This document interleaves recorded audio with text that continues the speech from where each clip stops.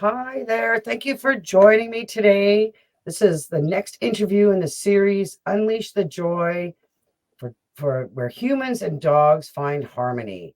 I'm so excited today to have Donna Middleton join me to share. I'm just looking for something. Here we go.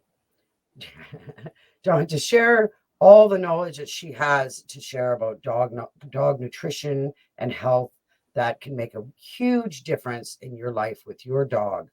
Donna's journey started with with her own dog's health issues that took her on a never-ending journey of learning about feeding species appropriate diets and what a powerful impact it can have on your dog's well-being.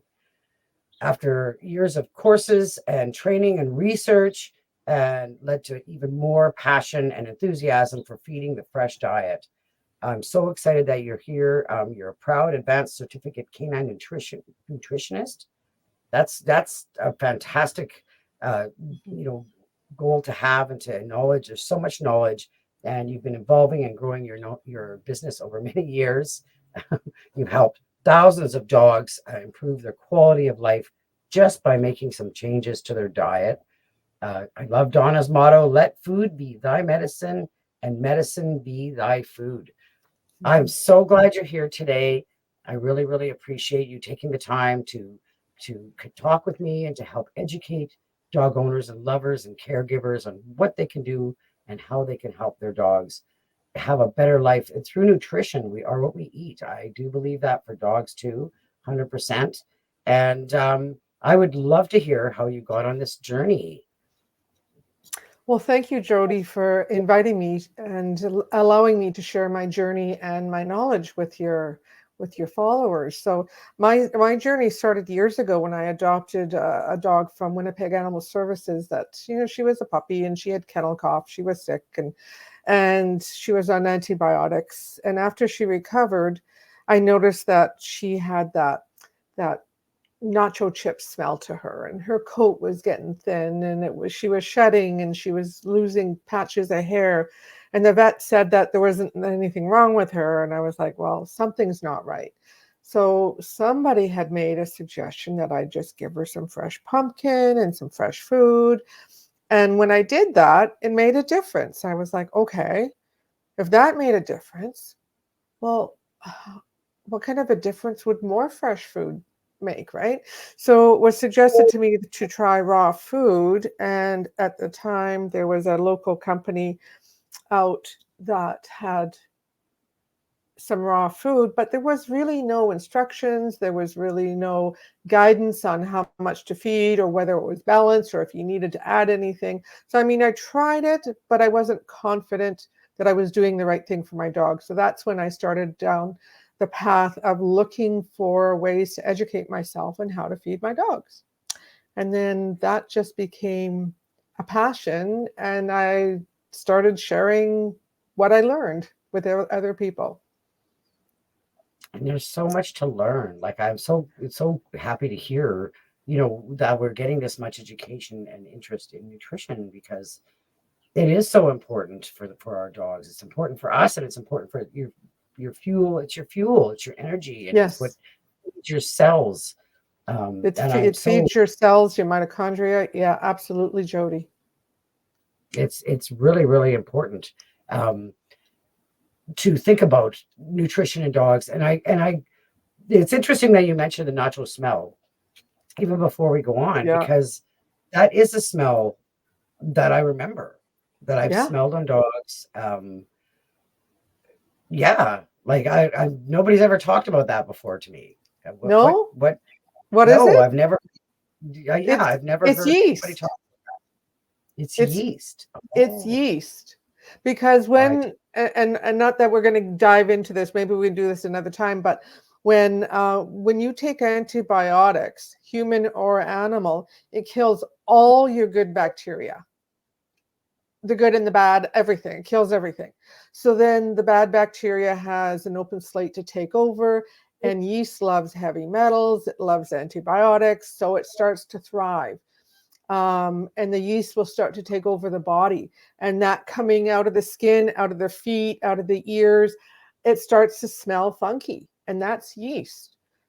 And it's not an easy That's thing to kill, and you have to do it very, very slowly, and there's certain steps to take to kill the yeast before you start to build up the microbiome again. But wow, that's, that's so interesting. I really, yeah, really remember rescues with the smell in the feet yeah, because we talked about it. I remember like, oh, it smells like nachos.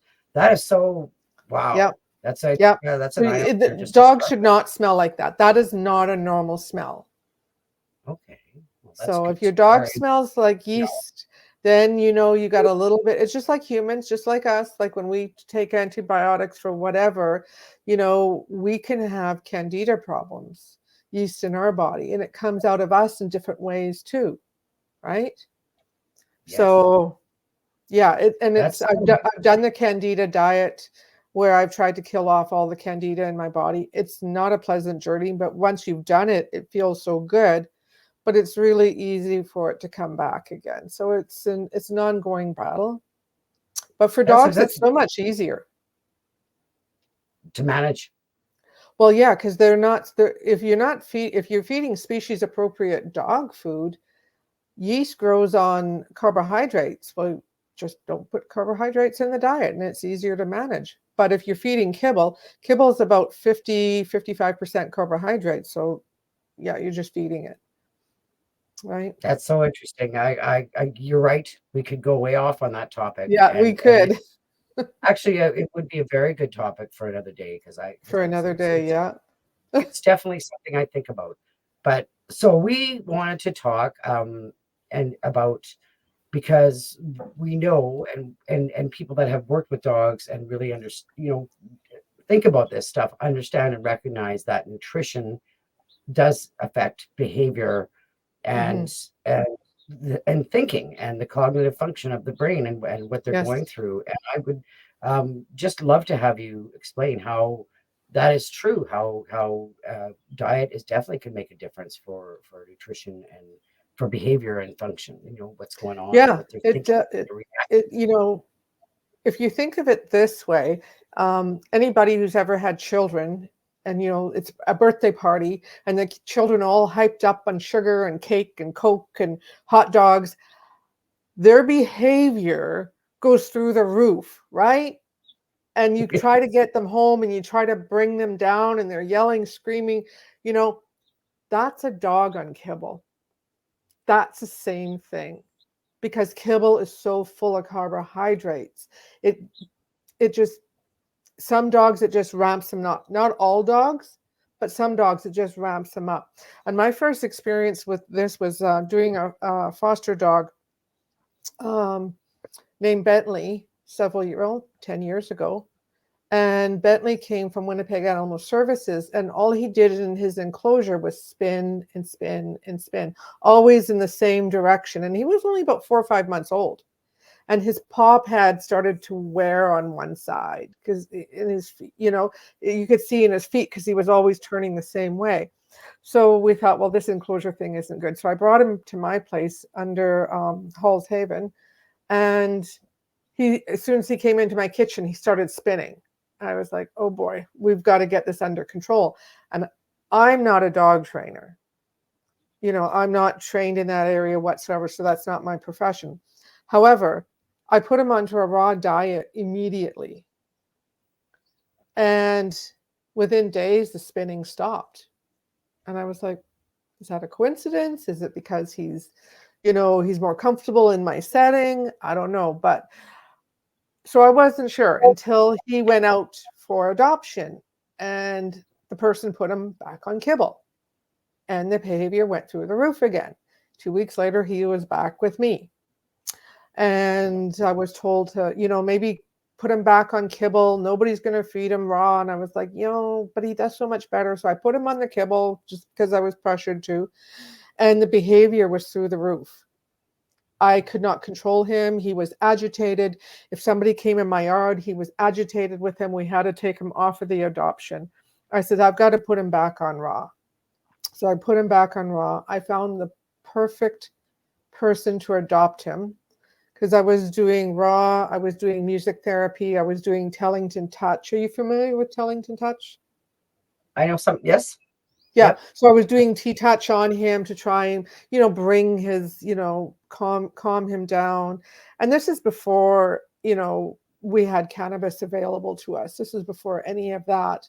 Um, so that helped to a point. I found the perfect person to adopt him, and he did really well with this person. And then 2 months into it, I get a message going, "Hey, Bentley's spinning again." I was like, did you change something in the diet? He's going, "Well, I made him some homemade dog biscuits." I'm going, "Well, that's nice. What are the ingredients?" And he said, "Well, applesauce and I don't know, applesauce and flour and something else." I'm going, it's the wheat. He can't have wheat. So I Wow. says, make him a different biscuit without, or go gluten free. And sure enough, he stopped the biscuits, and he went back to normal. So I was like, wow, that was really my opening to learning that diet can really have an effect on a dog. So Bentley, he was very profound. And, I do check in with him from time to time, and he's still doing well. He's well into his senior years now. But I've had other cases like that, and I've had clients too. It's on my blog actually. There is Levi is a dog. He was a silver lab, and he was very yeasty and had allergies. And I started treating him for his yeast and his allergies, and we put him onto his raw diet. I didn't know, but he was having behavior problems with the family, especially her son, and he was aggressive towards her son, and more aggressive in the evenings than any other time of the day. And they had worked with the behaviors here in Winnipeg as well. So they had even considered euthanizing him at one point because his behavior was so bad, so aggressive with their son.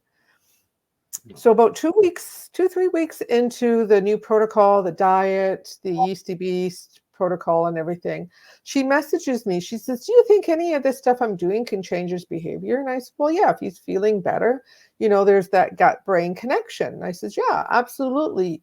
She goes, "Well," she says, "I'm in tears."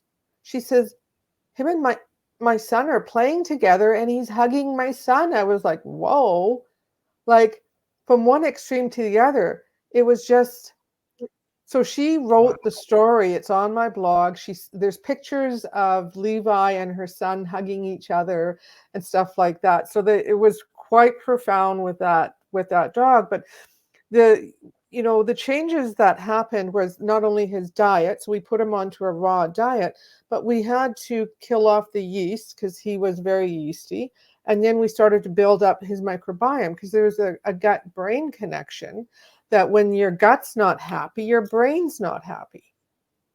Yeah. So you've got to rebuild that up. And we did that with, not only species appropriate diet, but with omega-3s, healthy fish fatty acids, right? So that's really important for the brain. We did that with omega-3, and we were using medicinal mushrooms as well. So there's some medicinal mushrooms on the market that really help with cognitive function, and some of them will help with anxiety.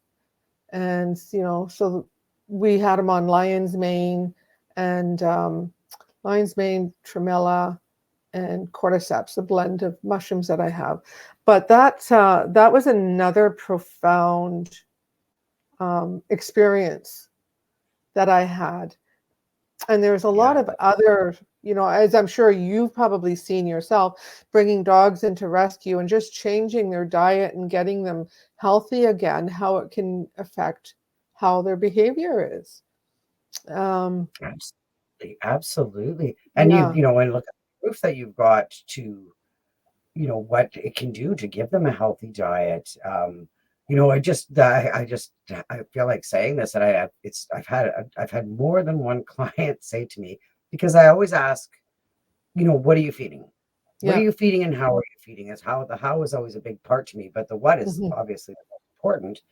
Yeah. And I've had several clients say to me, well, I give them a piece of bread or a piece of toast, right, at breakfast. It's like, Yeah, Like no.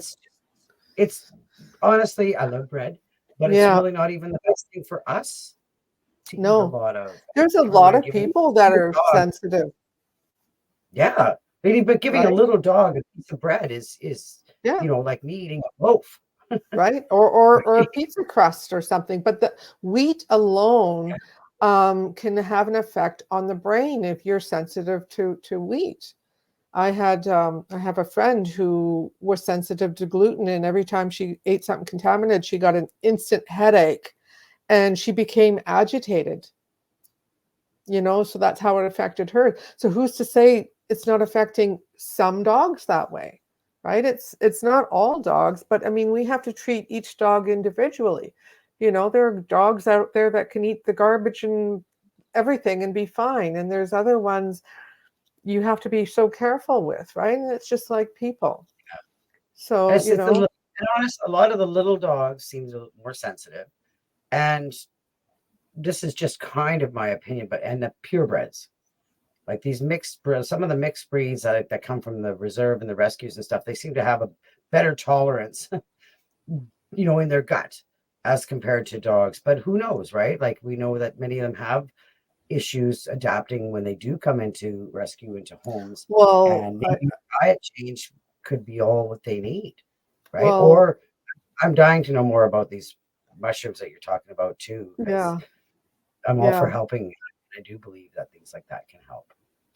Well, the medicinal mushrooms, there's so many um, medicinal ones available. I carry about five, no, four, yeah, five now with the tremella. So I've got three blends. I've got the cognitive blend, that is the lion's mane, the tremella, and the cordyceps. Now, the lion's mane is scientifically proven to show that it can reduce anxiety.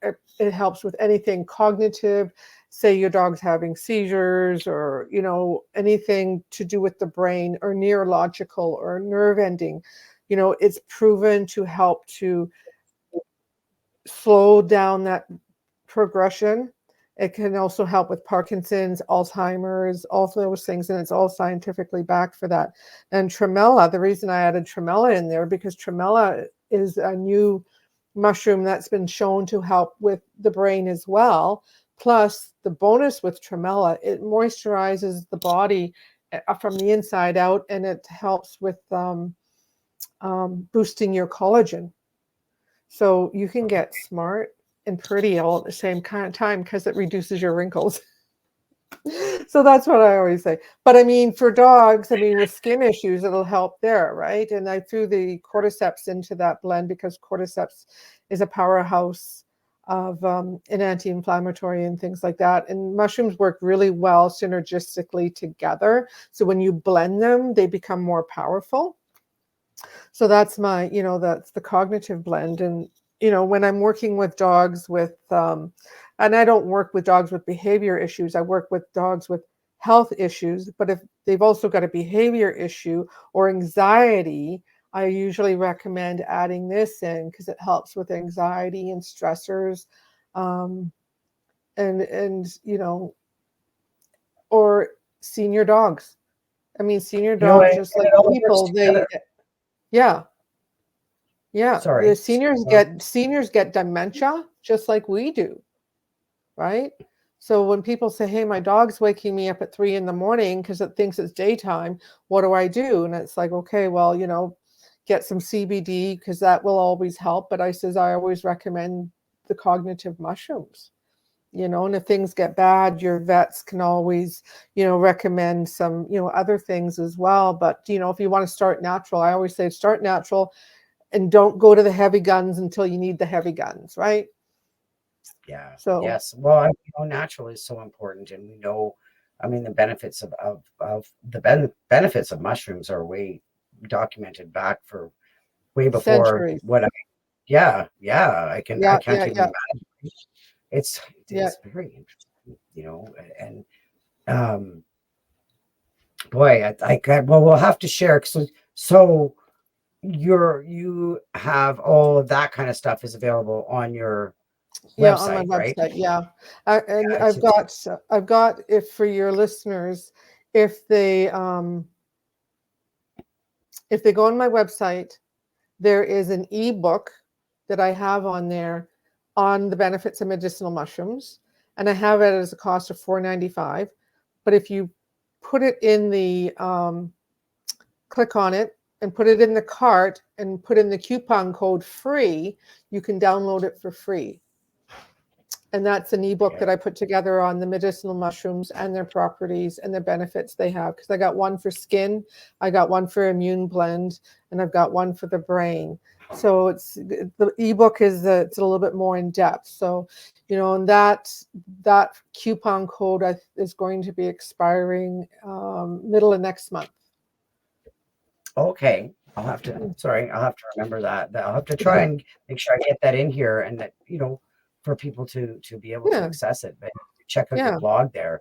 I think that's really, I actually really would like to learn more about that for sure. It's very important to be looking at natural products, and to be looking at what people are feeding your dog all the time. Again, we could probably go on that all the time. Well, we could go on that for a long ways, but I know that kibble is, no matter what, it's not good. Like, it's just not fulfilling. You can buy the most expensive kind, it's still not the best thing you could be giving your dog. It's processed. So it would be like you going to, either eating at McDonald's every day, or the next step up, say, just as an example, say Wendy's or something. I don't know. And just say going from McDonald's to Wendy's, but it's processed. You can't live on that. So kibble is processed food, and there's no regulations in Canada what they can put in there, and their guidelines, unless they're trying to sell to the US, and then the US has the AFCO guidelines, but Canada has none. So it's surprising what can be thrown in there, and there's all kinds of chemicals that are in dog foods that are cancer causing. And I'm not going to name brands, but there are some brands on the market. They've got colored little pieces in there, like, orange and red and green to make it look pretty. Those colors that they add in there are cancer causing. And then they've got preservatives like BHA and BHT in there as cheap preservatives. And those are cancer causing too. And not only that, those things affect the brain. Now, when I was doing my research on those kind of ingredients, I was looking up food coloring, and apparently food coloring has an immense effect on the brain, particularly red. And it was all studies done on children, and how children can be affected by food coloring in their Kool-Aid or their Smarties, or that red velvet cake, Valentine's Day. It's all full of red food coloring. And it can affect the behavior, just, like we were talking at the beginning, about children at a birthday party, how they get ramped up. Well, it's the same when you put it into dog food, and it's allowed in there. So, you have to really pay attention to the ingredients. And it's the same with corn. Corn and soy that are in dog food has a negative effect on their health and their well-being and their mental health as well. So you got to really look. I mean, if you can't get into doing a raw food, I get it. It's not for everybody, and it's not for every dog.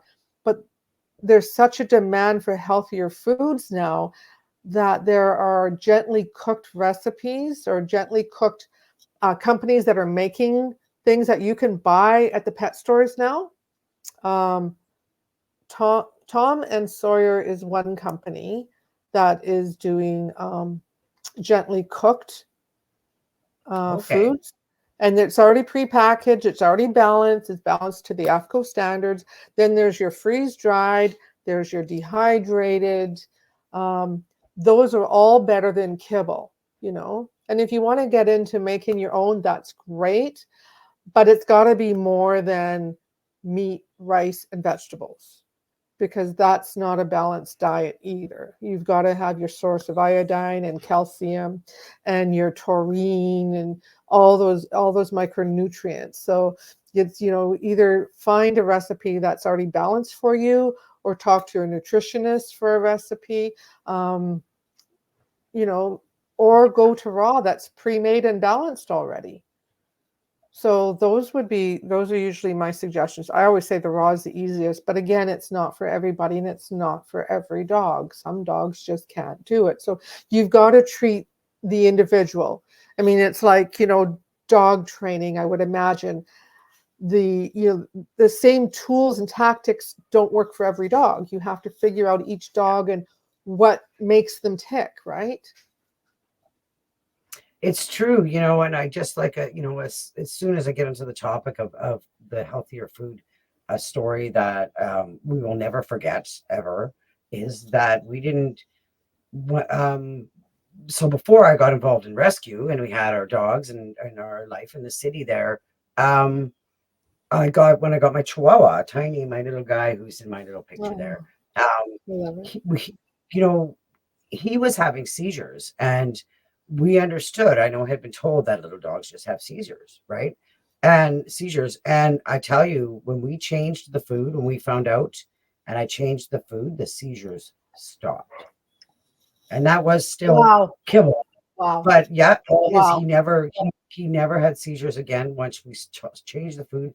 And I Right. didn't know. So it, you know, it breaks my heart that for years we did that. You know, we Yeah. didn't know, we didn't think, and we were just No. buying whatever, you know, the store and not, you Right. know, just kind of probably the cheapest. It's one of the cheapest foods. And what a huge learning curve that was. Like, you know, you feel guilty. And yeah, he had like, I think one seizure after we changed him. And it was, I think it was an Oh. experience thing more than the food. Yeah. And it was Yeah. that, I think it was that red food dye. It was the dye. I think Oh, it was all colorful. yeah. Yep. Poor Right. guy, poor guy. But you I feel know, so. Jody, I believe that every dog comes into our lives for a reason and they teach us lessons. And sometimes those lessons are hard to take, but boy, do we grow and learn from those lessons. Yeah. Yeah, Yes. We right. we Yeah. do. So, Okay. So then, so what would you recommend that what food should people avoid? And that's you know a great place to start. What do I want to make sure I'm not feeding my dog? so when you're looking at the ingredient list on say a bag of dog food, you want to avoid corn, soy, um, wheat, those three for sure. Um, and then you want to make sure there's no BHA, BHT in there. And a lot of dog foods have gotten away from that now, but there are still some really cheap ones on the market that have it. Um, and so those are the main things. Oh, there is another fish preservatives, and I'm going to mess up how I say this. I'm not even going to bother. It starts with an E, and I can't. It's a long word. Yeah. I can't think of it. But and most companies have gotten away from that too. However, when there's fish, what I did find out in my studies, when dog food companies put fish in the dog food, unless they are adding the ingredient to the dog food, they don't have to list it. So when fishermen catch the fish, they put it in the hold of their boat and they preserve it with this preservative. Okay. And it's not good for our animals. However, it's been used by the guys in the boat. So the dog food companies don't have to list it. Wow. Yeah, right. So there's all kinds of little loopholes they get through. So, so those are some of the things you want to avoid. You want to get a dog food that is, you know, the first, say, 5 ingredients are protein, right? Protein. Protein, like real protein, not pea protein. Because if you've got a dog food that's got a lot of peas and, say, legumes in there, those are other sources of protein. And for dog food companies, if they're trying to cut corners, they will put those sources in to bring up the protein count to the minimum that they have to have by standards. They'll put in less real food like meat, and they'll put in legumes. And if you got too many legumes, then you don't have enough taurine in there. And what's taurine needed for is the heart. You don't have enough taurine, you end up with heart disease, right? Particularly cats, right? Cats need a lot of taurine. And they've never made taurine as essential for dogs, but they are sure working on it now. They're sure working Wow. on making it more essential for dogs now because so many dogs ended up with heart disease, right? So those are Well, we some of have, the things you want to avoid. yeah, well, and this is kind of an exciting time where we see people are starting to get more interested in what they're feeding, how they can make sure their dog is healthy, and it's really exciting, right? Well, in the old days, the dogs were on a farm and they just got scraps, or they didn't. Mhm. And then as things have changed and we've gotten these dogs and we're bringing them in our house more, and we're buying all these specialty foods. Right. It's really nice to see how much more people are looking to nutrition and to really thinking about what they're feeding their dogs. And Mhm. it's something that's so important. And I've seen it too. I've witnessed, right? Not only with my dog with the seizures, but I've witnessed with other dogs how amazing it can be to get them on a healthy diet, and Right.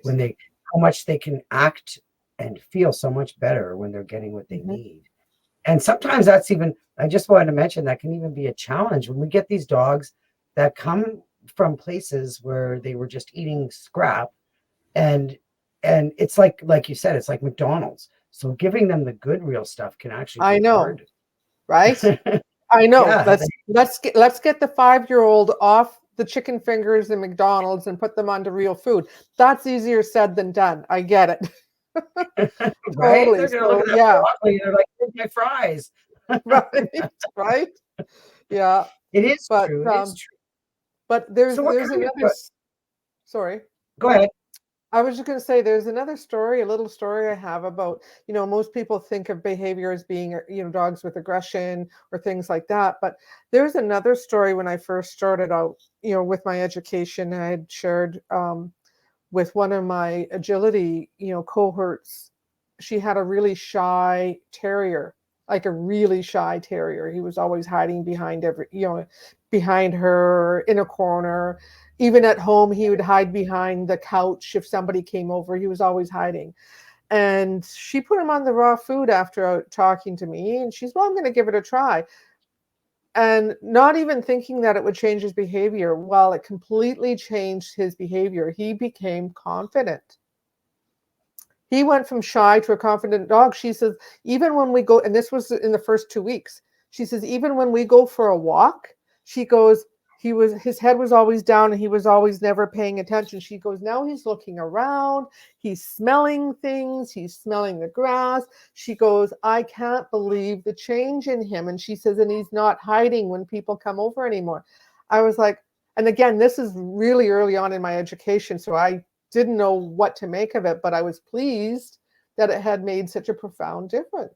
So even shyness can be, a sign that there's something not right in the diet, right? That's so awesome. Yeah, well, each of these stories are proof, right? That's what Yeah. we need this. We need this proof. We need to learn from these experiences and how to help dogs. That's interesting. Because yeah, shyness is it's difficult to figure out, and if you can just master diet to make a difference in that, that's to change Yeah, the world for your dog like with your right? diet. Because being Yeah. shy and scared of the world is not fun. No. And And so many of if you're our not doing rescues are like that, right?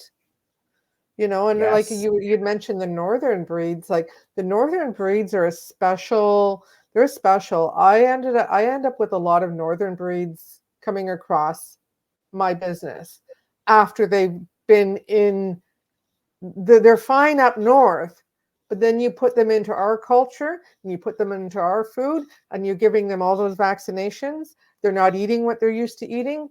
They become a different dog.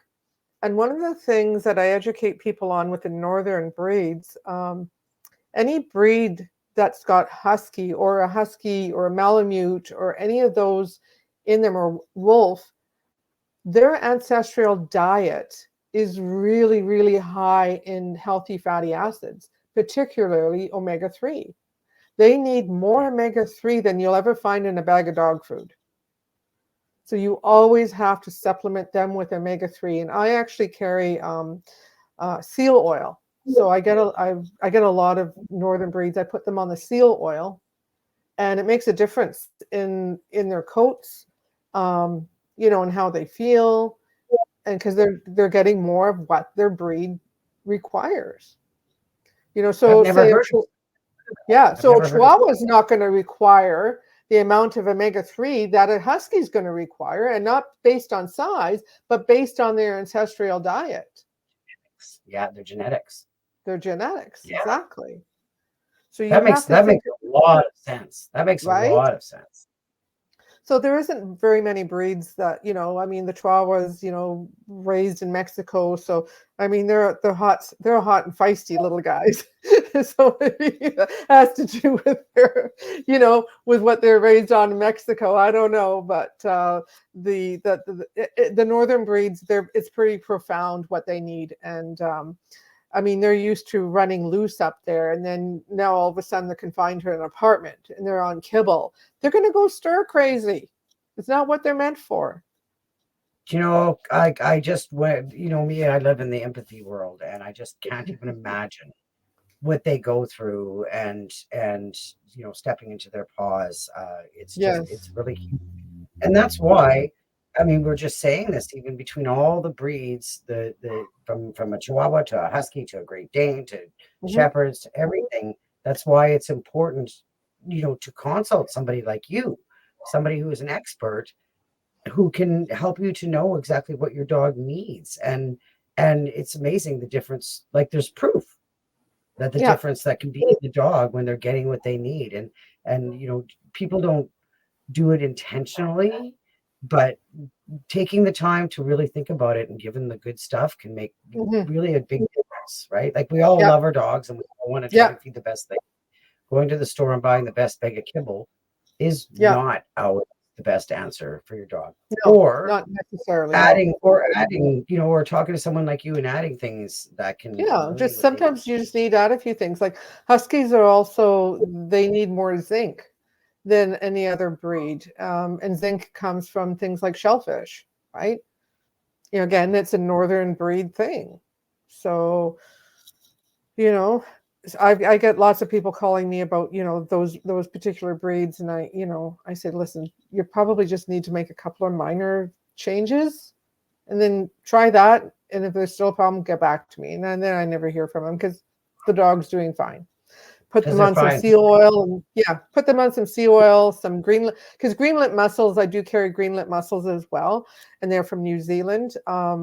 Greenlet mussels is another source of omega-3, but it has all your minerals and micronutrients in it. It's got a high source of zinc in there because it's from mussels. It's a shellfish, and all it is just ground up powdered shellfish from New Zealand.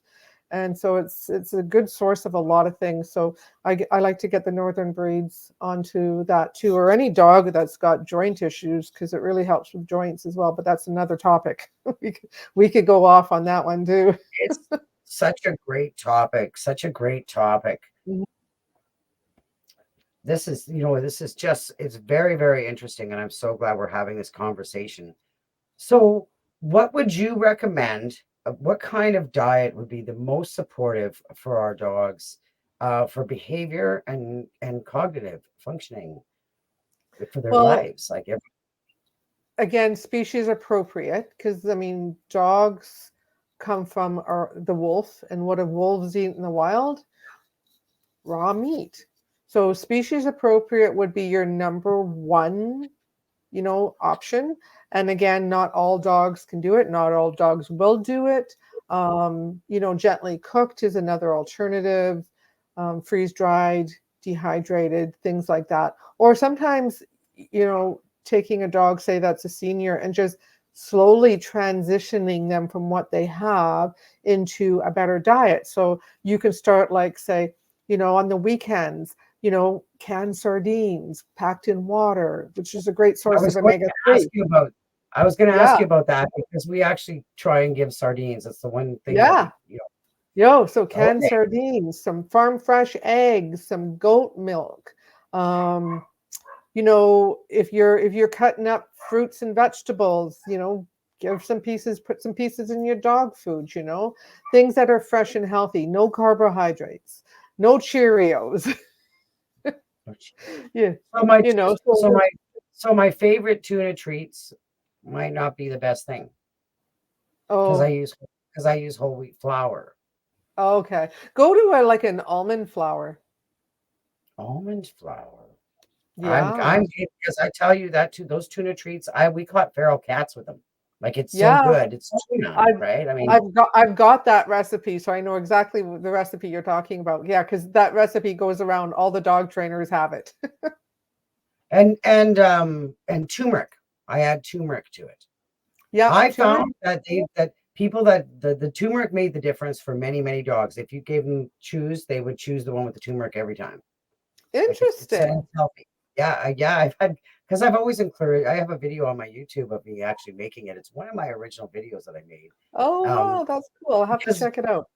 because of my little dogs, right? They can't handle a lot of extra food and they can't handle unhealthy. Um, the almond flour, I'm definitely going to look at. Yeah, you can do. I've Yeah, you can do almond flour, rice flour, things like that, just to avoid the wheat kind of thing. And just see, play with it and see how it works. Because the different flours have different consistencies.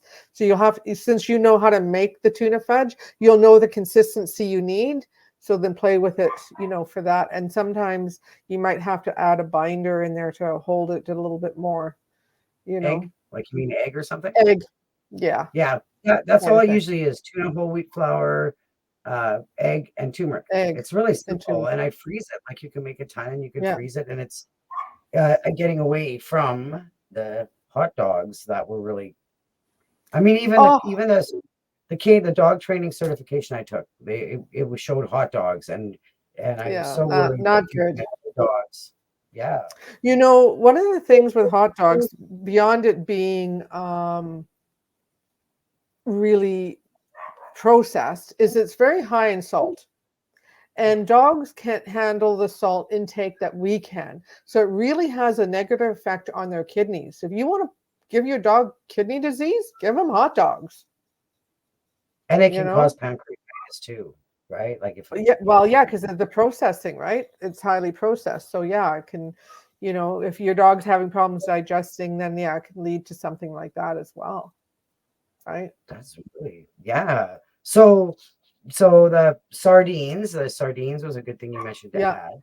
Yeah, Do you sardines. what about Yeah. meat? What do you do for meat? I'm curious to know what you do with meat. Like so you feed raw, Yeah, right? yeah. And So, I so where do mean, you get you can get, I mean, I don't ever want somebody to start off doing a DIY, No. recipe because it's a lot of work and it's hard to source everything.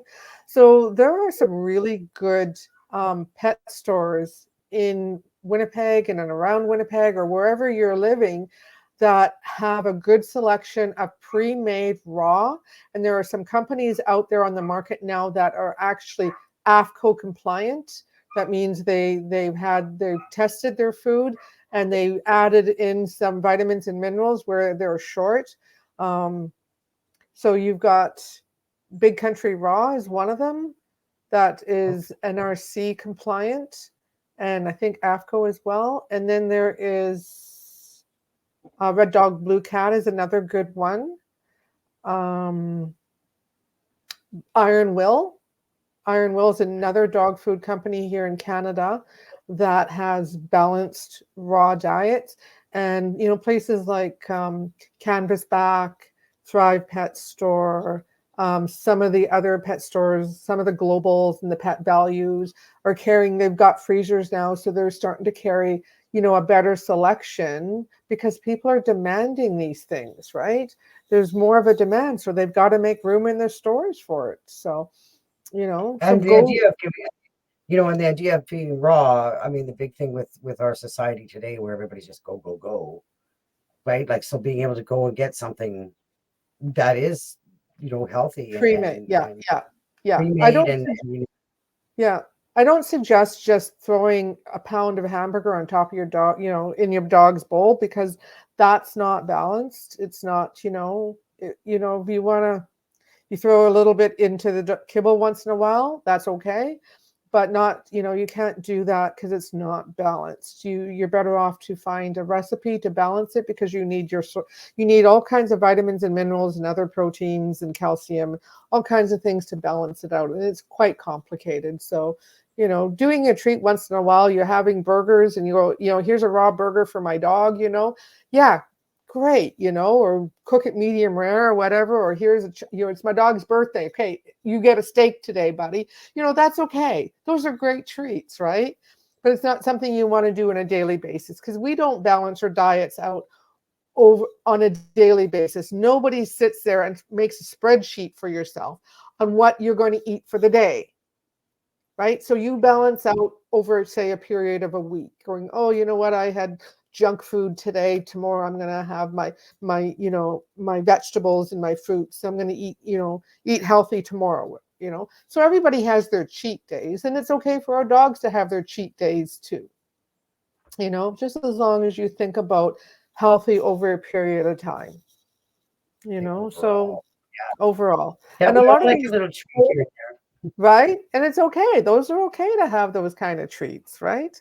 So like the tuna fudge. I know the animals are crazy for that, but yeah, a lot of the pet stores, the staff, like some of the staff are really becoming well educated on the raw foods, like Canvasback. They've got some really well educated staff, and you can find my medicinal mushrooms there as well.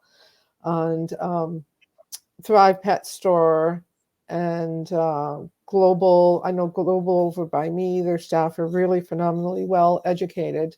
So, just go into the stores and, chat with the staff, find somebody that, knows a little bit, and, you can start there, or email me if you need some guidance, send me an email. I don't mind, helping out and giving some guidance here and there.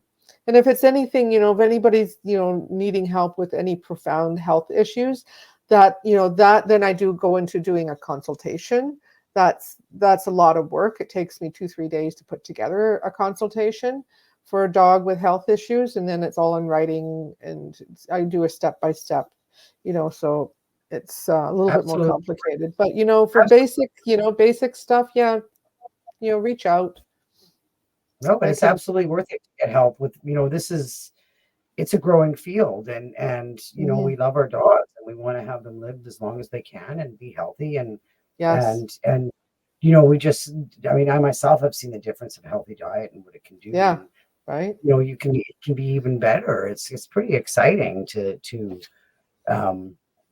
really be on this at this time where we're actually saying, hey, can I feed my dog better, and what does my dog need? And we get to share that, and it's proof, right, of that it works, that it makes a difference. I know, right? Oh, there's so many.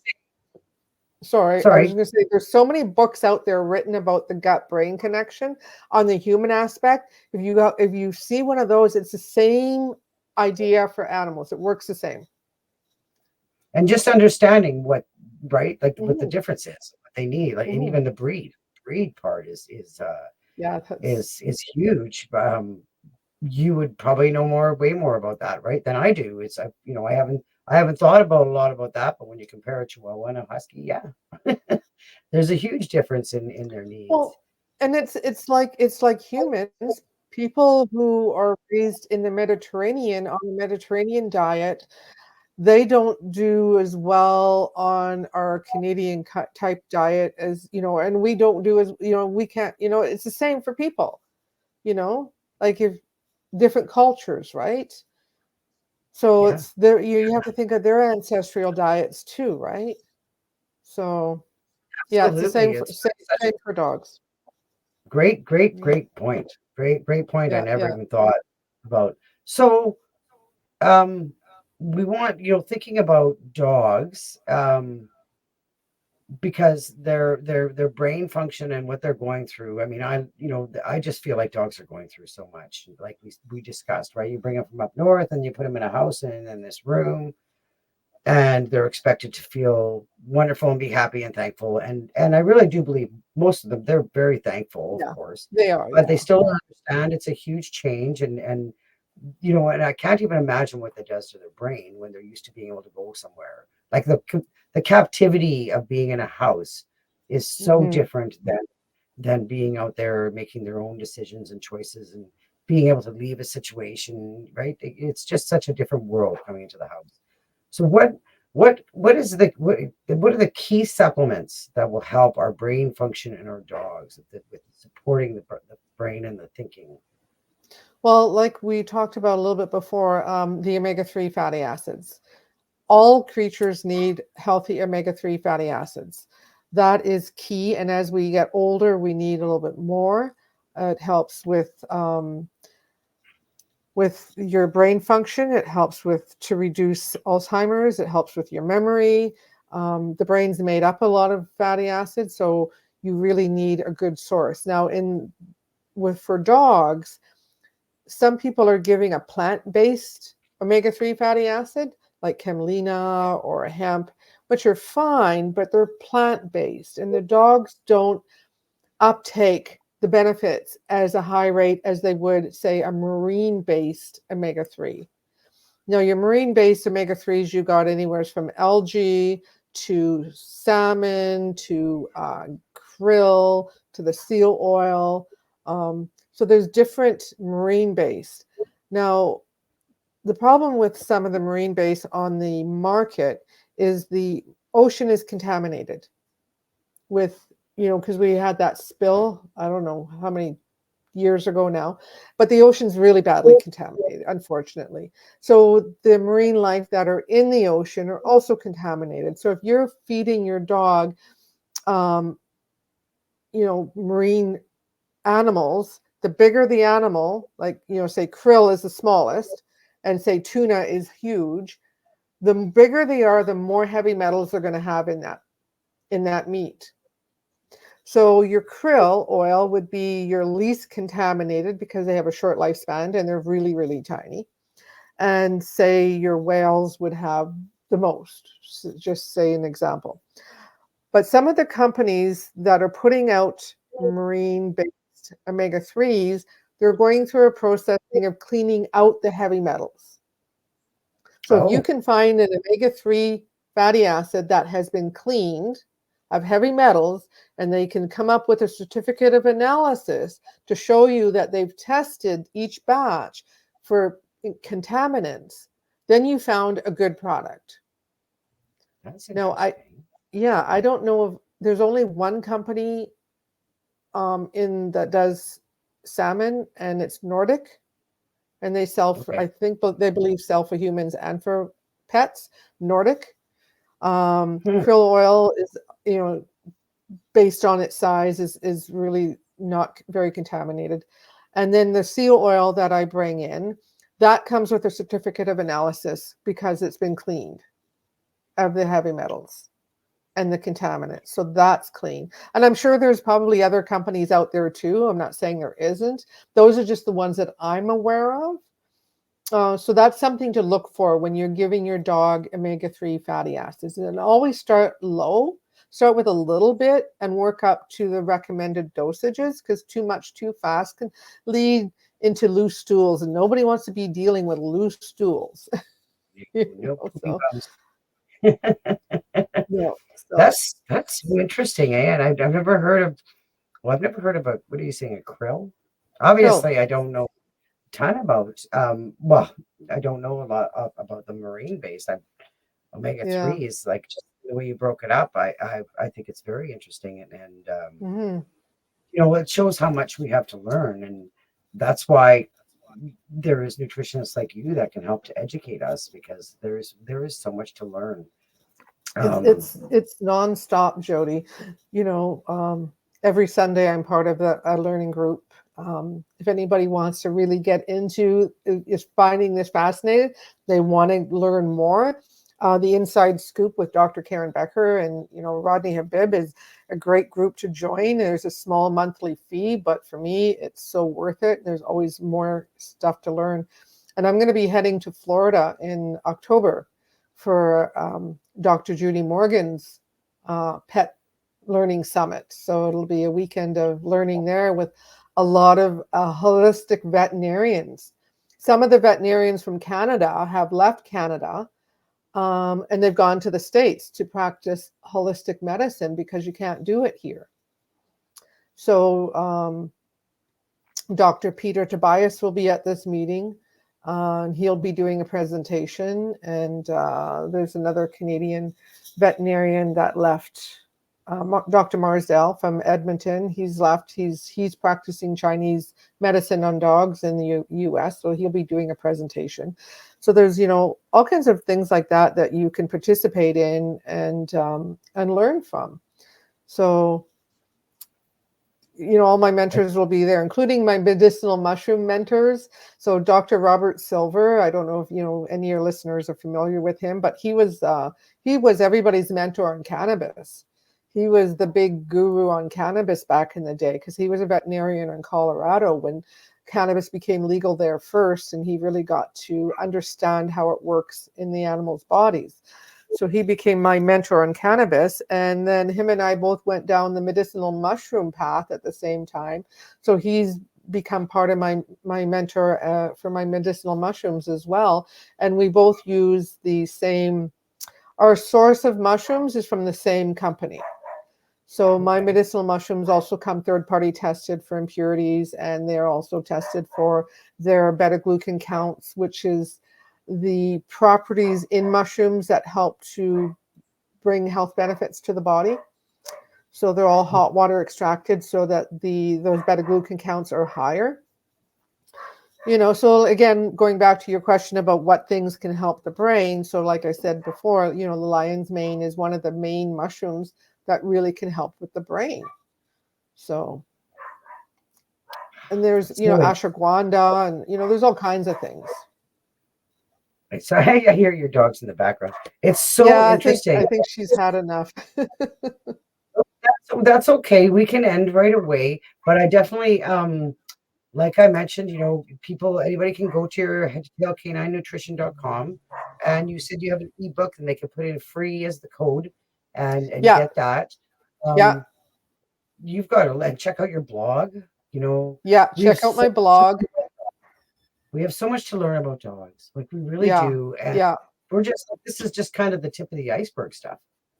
It is. It really is. And, anybody that wants to, email me and message me, have any questions, like feel free to contact me. A lot of my blogs are written with, most of it's written from the client. The client have sent in their stories and their testimonies, and I've asked permission to, turn it into a story so everybody could, benefit from their experiences, because that's how we learn, is by sharing our stories and our experiences, just like you are with your people, right?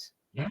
It's such good stuff. I really appreciate it. Wow. I don't know. I think that we could probably go on a long time. You got me curious about a whole bunch of stuff here. So I really appreciate your time and all your work and efforts to do this for dogs, to share this. It's very important, very important. It all starts with nutrition, to be happy and to feel good. Right. And exactly. And just like for us, it's dogs too. I really, really appreciate you joining me. Please check out headtotailcaninenutrition.com. Check out what Donna's doing there. Get her free ebook, and learn more about the mushrooms. I believe that many dogs can benefit from this kind of stuff, from this kind of nutrition, and from support. With the challenges that they're going through in our homes today, the behavior issues are going up. We know this, and this is one of the solutions that to really work at feeling better inside, and so that they can live happy and in harmony, right? Unleash the joy, live in harmony. That's what we want to do, and that's why we've got them. And thank you so much, Donna. You're very, very welcome, Jody. Thank you very much for having me on. It was a pleasure, and I look forward to chatting with you more in the future. Yes, there'll be more. All right. All right. Awesome. Thank you.